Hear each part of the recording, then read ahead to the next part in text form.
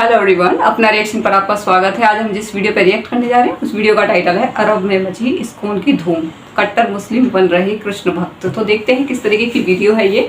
और ये जो चैनल है इनका नाम है द साइंटिफिक हिंदू। तो आप यहाँ पर जाकर ओरिजिनल वीडियो देख सकते हैं। तो अगर आप न्यू है चैनल पे, चैनल को सब्सक्राइब कर दीजिए, लाइक कर दीजिए, शेयर जरूर कर दीजिएगा। और आप हमारे चैनल को सब्सक्राइब करके इसे सपोर्ट कीजिएगा। तो वीडियो को शुरू करते हैं।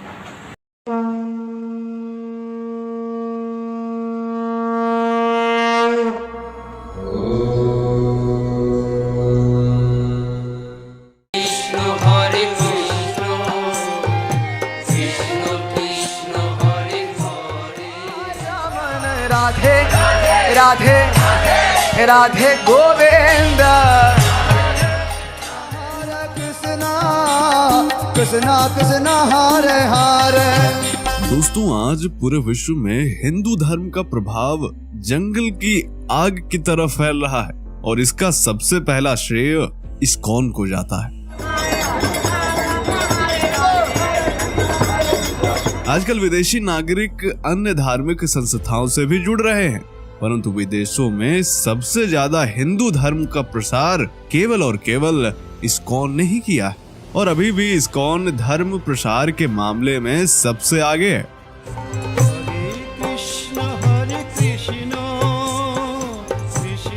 कहते हैं कि सफलता के पीछे आलोचना भी होती है, क्योंकि असफल लोग हमेशा सफल लोगों की आलोचना ही करते हैं। आज इस्कॉन के दुनिया भर में हजारों भव्य मंदिर बने हुए और कुछ का तो अभी निर्माण भी जारी है। विश्व भर में इस्कॉन की बढ़ती लोकप्रियता देखकर लोग समय समय पर आरोप भी लगाते रहते हैं। कुछ लोग इस्कॉन को विदेशी संस्था बताते हुए कहते हैं कि इस्कॉन संस्था भारत का पैसा अमेरिका भेजती है।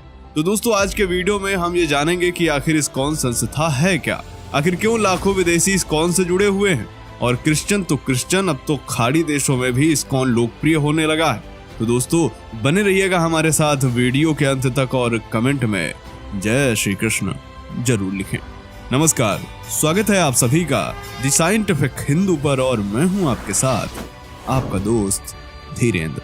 आज हम विभिन्न सोशल मीडिया प्लेटफॉर्म, चाहे फेसबुक हो या यूट्यूब या फिर कोई और प्लेटफॉर्म, हर जगह विदेशियों द्वारा हरे राम हरे कृष्ण का कीर्तन जब हम देखते हैं तो गर्व से सीना चौड़ा हो जाता है। कृष्ण नाम संकीर्तन करने वाले यह लोग इस्कॉन मंदिर से जुड़े होते हैं। आपको बता दें कि मौजूदा समय में इस्कॉन श्री कृष्ण भक्ति का सबसे बड़ा संगठन बन चुका है। इस्कॉन को हरे कृष्ण आंदोलन के नाम से भी जाना जाता है। आज इस्कॉन से जुड़े लोग दुनिया भर में मौजूद हैं। लगभग हर बड़े शहर में इस्कॉन के मंदिर बने हुए।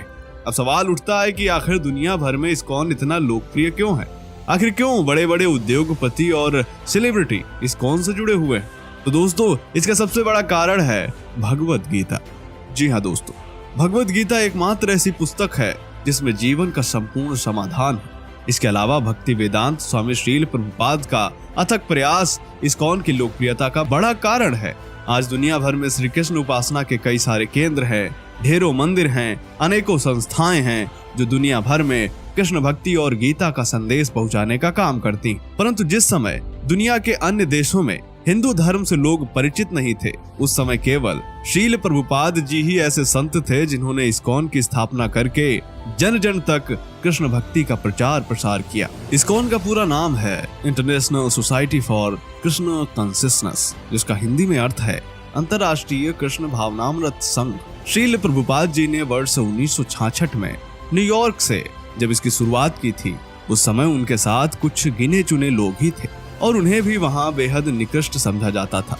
लोग इन्हें हिप्पी के नाम से जानते थे।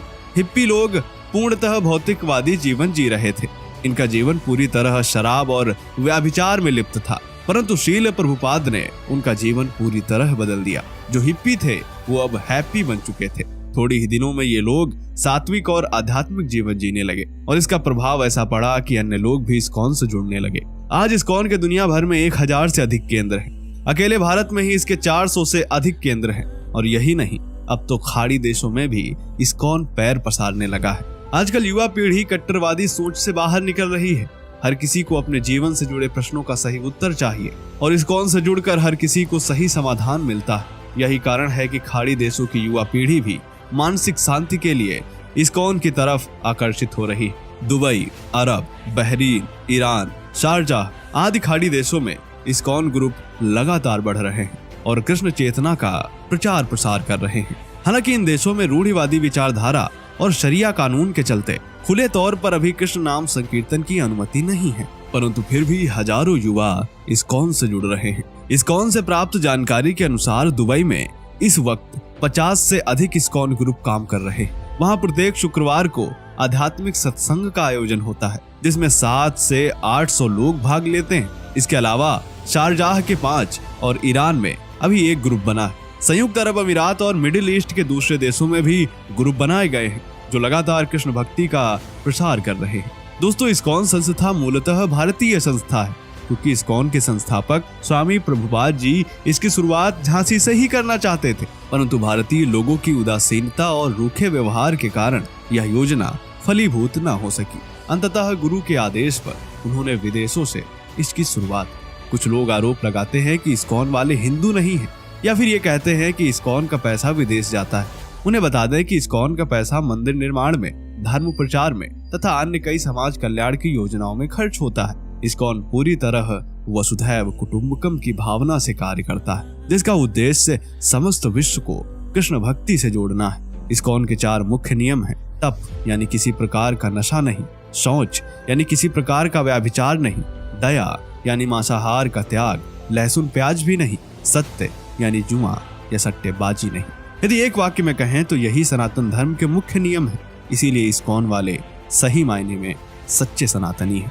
तो दोस्तों, उम्मीद करते हैं यह वीडियो आपको कंप्लीट हो गई और काफी अच्छी और इन्फॉर्मेटिव वीडियो है। अब जैसे इन्होंने बताया है कि यहाँ पे जो श्रील प्रभुपाद थे, उन्होंने ये करना तो ये यहाँ से झांसी से स्टार्ट करना चाहते थे, लेकिन यहाँ की लोगों की उदासीनता, क्योंकि एक तो देश उस टाइम पे मतलब एक तो ज़्यादा अवेयरनेस भी नहीं थी, कुछ ये भी था कि वो वेस्टर्न कल्चर की तरफ, संस्कृति की तरफ भाग रहा था, क्योंकि उनको लगता था कि हिंदुइज्म में कुछ है नहीं। जो भी रीज़न है, या फिर ये समझ लीजिए कि यहाँ की जो गवर्नमेंट थी उन्होंने कभी सपोर्ट नहीं किया। ठीक है, इनका गवर्नमेंट का बहुत बड़ा रोल होता है इन सब चीज़ों में।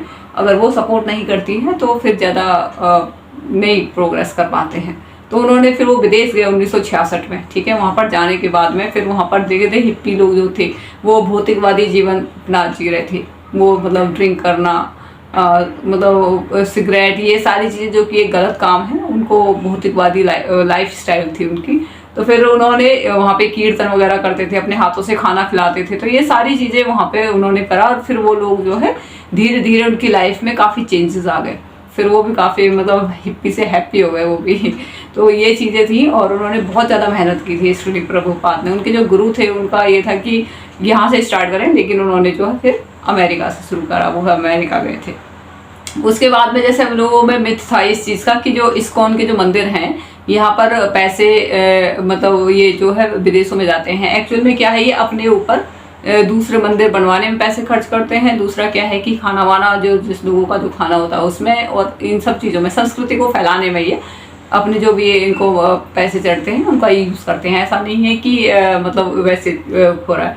तो ये एक मिथ ये भी क्रिएट किया गया था, क्योंकि लोगों को अवेयरनेस नहीं होती तो वो कुछ भी सोच लेते हैं, तो और मान भी लेते हैं अगर कोई कुछ बोलता है। तो मेरे भी माइंड में कई बार ये चीज़ थी कि यहाँ पे जो इतने सारे मंदिर बन रहे हैं इधर उधर, ये इंडिया से ही पैसे लेके बाहर विदेशों में भेजेंगे। पर जिस तरीके से ये प्रचार कर रहे हैं हिंदुइज्म का, चारों तरफ इन्होंने मंदिर बनवा दिए हैं और बड़े ही श्रद्धा से ये अपना ये काम कर रहे हैं। ठीक है, और लोग काफ़ी ज़्यादा प्रभावित भी हैं। अरब में वहाँ पर लोग खुल के तो नहीं बोल पाते हैं क्योंकि वहाँ पे शरिया कानून है। ठीक है, लेकिन वो उनके मन वो बिल्कुल टेंशन फ्री होकर जीना चाहते हैं। जैसे क्योंकि आप डिप्रेशन से बाहर निकलने के लिए तो भजन कीर्तन इस तरीके की वो लाइफस्टाइल जीना चाहते हैं। वो क्वेश्चनिंग कर रहे हैं वो कि इसका क्या मतलब है, क्या है। और सबसे बड़ा जो हिंदुइज्म के आने की तरफ का रीज़न है वो है आपका गीता पढ़ते हैं तो उनको बहुत सारे क्वेश्चंस के आंसर मिल जाते हैं जो कि उनको कहीं और जगह नहीं मिलते हैं। क्योंकि मैंने देखा है कि गीता में जब आप पढ़ते हैं तो आपके लगभग सभी क्वेश्चन के आंसर आपको मिल जाते हैं। मैंने तो महाभारत देखी थी जिसमें कृष्ण जी खुद ही मतलब समझाते जाते हैं। तो इतने सारे कई बार हमारे माइंड में बहुत सारे क्वेश्चंस आते थे, मैंने कि पता नहीं अब इसका ये क्या आंसर देंगे, लेकिन उनका जो आंसर होता था कृष्ण जी का वो बड़ा ही सटीक होता था। मैंने कि हाँ ये इसका आंसर है ज़रूर। तो बहुत सारी ऐसी चीज़ें थी। जैसे एक बार जब वो कर्ण पूछते हैं कि मेरा तो बचपन से ही अपमान हुआ है, तो आप बताइए कि जिसका बचपन से ही अपमान हुआ है तो फिर उसको वो किस तरीके से फिर, अगर मैं किसी के साथ में ये कर रहा हूँ तो कौन सी गलत कर रहा, अगर मैं इसमें मुड़ गया। तो उन्होंने फिर यही बोला था कि अगर वाकई में आप पीड़ित थे तो आपको जब पता था कि आप पीड़ित हैं और फिर आपने अपने समाज के लोगों का भला क्यों नहीं किया, तो आपको अपने समाज के लोगों को भला करना चाहिए था, क्योंकि आपसे ज़्यादा और कौन जान सकता था कि किस तरीके से उनको पीड़ा दी जा रही है, किस तरीके से उनका शोषण हो रहा है। लेकिन आपने क्या करा, आपने गलत डायरेक्शन चूज कर ली, जबकि आपका धर्म ये था कि आपको उनके लिए, उनके भले के लिए काम करना था। तो उनका ये सटीक आंसर था, मतलब बहुत ही उनके आंसर्स ऐसे होते थे कि अंदर से लगते थे हाँ यही आंसर है, यही सही आंसर है। तो ये कहीं ना कहीं गीता में आपको बहुत सारे क्वेश्चंस के आंसर मिल जाते हैं। इस वजह से भी अभी जैसे इसमें दिखा रहे थे कि बहुत सारे मुस्लिम्स वहाँ पर वो जो है बैठे हुए भजन कीर्तन कर रहे हैं, तो बड़ा ही अच्छा लगता है, क्योंकि हम किसी की, ये हमारी जो विचारधारा है ना, किसी को नुकसान पहुँचाने वाली नहीं है।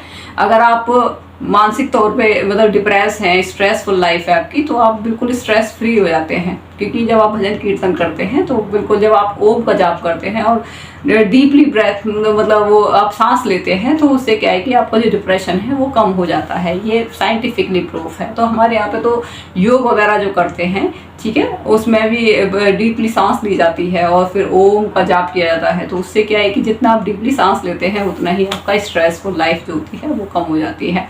तो ये सारी चीज़ें हमारी साइंटिफिक हैं और इससे लोग काफ़ी ज़्यादा प्रभावित हो रहे हैं, और योगा का सबसे बड़ा रोल है। ठीक है, योगा यहाँ पे जो हमारे ऋषि मुनियों की जो देन है, ठीक है, आज हमें जिसके पास में पैसा नहीं है, गरीब इंसान जिसके पास पैसा नहीं है और वो बीमार, जो डॉक्टर को अफोर्ड नहीं कर सकते, वो योगा कर ले, उसको कभी भी डॉक्टर के पास जाने की जरूरत नहीं पड़ती है। इस तरीके की मतलब इतने साइंटिफिक तौर पे योगा बता रखे हैं। ठीक है, तो बड़े ही साइंटिफिक रिलीजन है हमारा, धर्म है। ठीक है, और धर्म वो होता है जिसे आप धारण कर सको। ठीक है, जिसका जो कर्तव्य है। ठीक है, हमारा कर्तव्य, इंसान मानव का कर्तव्य है मानवता का पालन करना। सूर्य का कर्तव्य है धूप देना। शेर का कर्तव्य है कि वो शिकार करता है। तो सबके अपने अपने कर्तव्य हैं। ठीक है, तो वही जिसको धारण किया जा सके, और इसके अलावा जिसको आप धारण नहीं कर सकते वो अधर्म है। ठीक है, किसी पे अत्याचार करना, ये सब क्या है, सब अधर्म में आ जाते हैं। तो हमारा जो धर्म है ये कभी किसी का बुरा नहीं सिखाता, एक चींटी को भी नहीं मारते हैं हम। तो क्या है कि यही धर्म है। ठीक है, तो काफ़ी अच्छी वीडियो है और काफ़ी प्राउड भी होता है इस तरीके से, और ये किसी को नुकसान भी नहीं पहुंचाते, सबकी लाइफ को अच्छा बनाते हैं। तो बताएगा आपको कैसा लगा हमारा रिएक्शन। अगर आपको ये वीडियो पसंद आई हो तो आप इस चैनल को सब्सक्राइब कर दीजिएगा, लाइक कर दीजिएगा, शेयर कर दीजिएगा। जय श्री राम।